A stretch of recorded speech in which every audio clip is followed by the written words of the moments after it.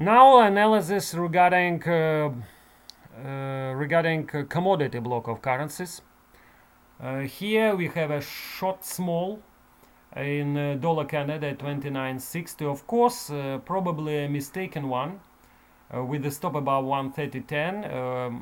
Still, at the moment, 130 is a kind of psychological barrier for the dollar Canada.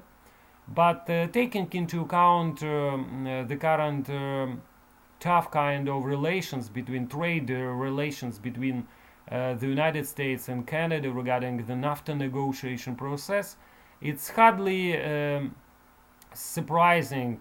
It will be hardly surprising to see any kind of stabilization for the Canadian dollar at the moment, despite of the fact that more or less the domestic economic data rather good for the Canadian dollar, as well as the Canadian central bank still keeping a kind of hawkish bias at the moment. Anyway, this kind of trade wars between the nation, of course, will affect negatively the price of the Canadian dollar at the moment, because especially it will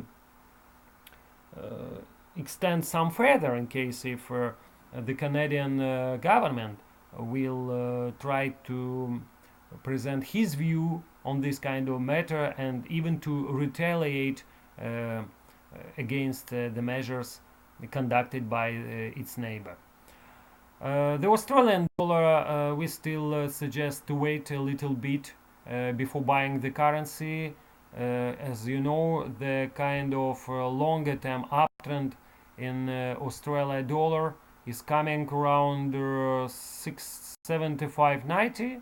That's why we still consider the pair negatively in the short term period, but we'll be ready to buy the pair on a possible retest of this longer term uptrend line. The New Zealand dollar, it's here the situation is a little bit better than contrary to the position of the Australian dollar, because here, as you can see, they are still trading above its moving average 200 daily line, which lies today at 71.76. That's why we still consider it and view this pair bullishly. And dollar ruble, finally, dollar ruble, while above pivotal and critical support level of 55.50